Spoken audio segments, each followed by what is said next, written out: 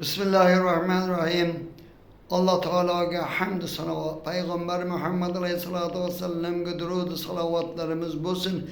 Esselamu Aleyküm ve Rahmetullahi Teala ve Berekatuhu. Bugünkü kunda halkımız içinde, odamların içinde en köp beriladigan savol o ham bo'lsa kim ishim yurmayapti, nima qilishim kerak? Omadim kelmayapti, nima qilishim kerak? Topganimda barakat yo'q, nima qilishim kerak degan savol berishadi. Xo'p, sen ibodat qilasanmi? Yo'q. Xo'p, bir kunda Alloh taolani necha marta eslaysan? Eslab qo'yamiz. Qachon bir yodimizga kelsa Alloh deb qo'yamiz, bizlar ham Allohni eslab turamiz degan javoblarni berishadi. Allah Teala Kur'an-ı Kerim'de merhamet kıldıyken Estağfirullah fadkuruni adkurukum vaşkuruli ve la tekfurun. Yani sizler beni eslesengiz men ham sizlarni eslayman. Agar bergan ne'matlarimga shukr qiladigan bo'lsangiz beradigan ne'matlarimni ziyodasi bilan beraman deb Alloh taolo marhamat qilyapti. Demak, banda Allah Allah desa, la ilahe illalloh desa, subhanalloh, alhamdulillah, Allohu akbar deb turib Allah taolani eslasa, istig'for aytsa, qilgan gunohlariga tavba qilsa, xatolariga istig'for aytsa, Allah taolani buyurgan amri, ibodatlarini, namoz, ro'zalarini tutadigan bo'lsa, demak Allah taolani qancha banda ko'p eslasa, Allah ham uni eslaydi. Bunga oddiygina misol keltiradigan bo'lsak, bir yaqin do'stimiz bo'lsa, undan biron qarz so'rasak yoki bir yordam so'rasak, bizni yaxshi taniganligi uchun, yaxshi bilganligi uchun qo'lidan kelguncha yordam beradi. İmkoni qadar demak og'irimizni yengil bo'lishligiga ko'mak beradi.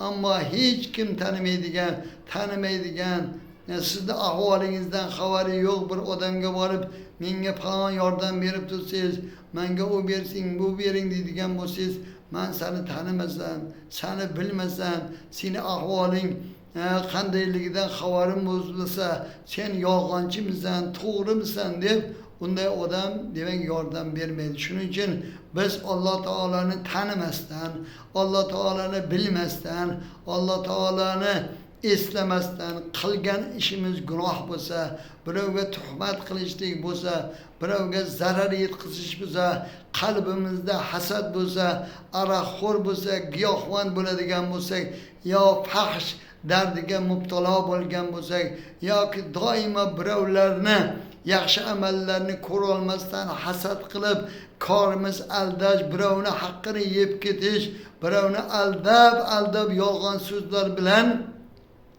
uni haqqiga tajovuz qilib, yolg'onlarni qilib, Alloh subhanahu va taolodan yordam so'rasak, Alloh taolo bizlarga ko'mak bermaydi.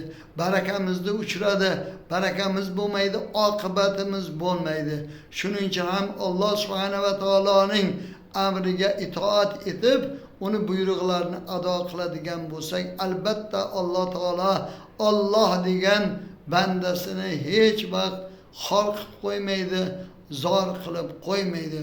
Bir banda deydi, gunoh qildi, bilmasdan gunoh qildi va qilgan gunohiga pushaymon bo'lib, Alloh gunohimni kechir, ojiz bandaman, bilmay xato qildim, gunohimni kechir deb Alloh taolaga yolvorib duo qilaverdi. Alloh taolo uni o'zi ko'rib bilib tursa-da, malaikalarga aytdiki, bu banda kimdan yordam so'rayapti deganda, sendan yordam so'rayapti deganda, men bu bandamni gunohini kechirmaslikdan, unga yordam bermaslikdan uyalaman, sharm qilaman dedi.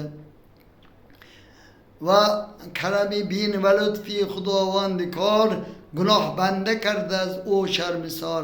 Alloh taolaning mehri karamini ko'r, gunohni banda qildi, uni gunohini kechirmaslikdan Alloh hayo qildi dedi. Alloh bandasidan gunohini kechirmaslikdan uyalar ekan, lekin banda uyalmaydi. Banda ertaga bir odamga tajovuz qilsam, bir odamga yomonlik qilsam, ichimda to'la g'araz bo'lsa, ertaga qiyomat kunida u bilan ro'baro bo'lsam, qilgan buzuq fikrlarim, qilgan yomonliklarim ochib tashlansa nima bo'laman degan o'yni qilmaydi. Alloh subhanahu va taolo bandasidan uyaladi-yu, lekin bandalar bir-biridan uyalmas ekan. Va yana Alloh taolo aytayaptiki, menga shukr qilinglar. Agar shukr qilsanglar, beradigan ne'matlarimni yana ziyoda qilamiz dedi. Qilaman deb va'da qildi. Taom yedingizmi? Alloh taologa Parvardigorim bergan ne'matlaringga shukr. Tong ottirdingmi? Demak Alloh tongga sog' salomat yetkazganing uchun shukr. Kechga yetdingizmi? Kunlarimizni xayrli xayrli o'tkazib tunga sog' salomat yetkazganingga shukr deb Alloh taolo har bir olgan nafasi uchun bir marta shukr aytish kerak. Nafasni oldingizmi? Agar shu nafas qaytib chiqmay qolsa, inson bu dunyodan ko'z yumib ketadi. Demak, har bir olgan nafasimiz uchun shukrni qilishligimiz kerak. Ana shunda Alloh taolo barakat beradi. Ana shunda Alloh taolo niyatlarimizni qabul qiladi. Ana shunda qalblarimiz musaffo, duolarimiz qabul bo'ladi. Assalomu alaykum va rahmatulloh.